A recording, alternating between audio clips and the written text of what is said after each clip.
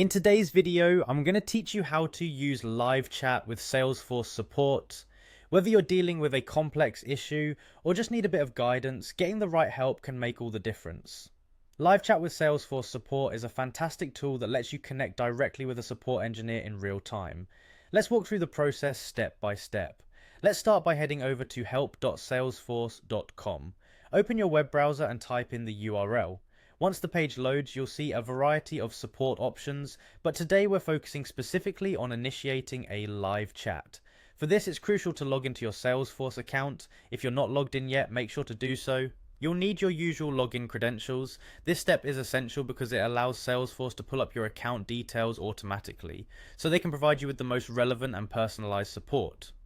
Once you've logged in, you'll notice a text box that asks, "How can Agentforce help?"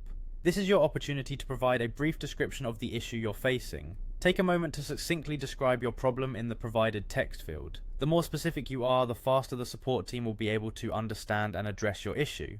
Think about the exact steps you were taking when the problem occurred, any error messages that might have popped up, and any troubleshooting steps you've already tried. Now here's the key part. After you've described your problem, look for the option to request a live chat. This allows you to connect directly with a Salesforce support engineer who can assist you in real time. This interaction is highly beneficial when your issue is complex or when a back and forth over email or support tickets might be less efficient. Once you request the chat, you'll be placed in a queue. The wait time generally isn't long, but it can vary depending on the time of day or the volume of requests. During your chat session, be as clear and detailed as possible. When communicating with the support engineer, they might ask additional questions to zero in on the root of the problem. Feel free to ask questions yourself, whether it's about resolving the current issue or preventing it in the future. And that's it. Now you know how to use Salesforce's live chat support to get the answers you need quickly and effectively. Thank you for watching, and I hope this guide helps streamline your support experience with Salesforce.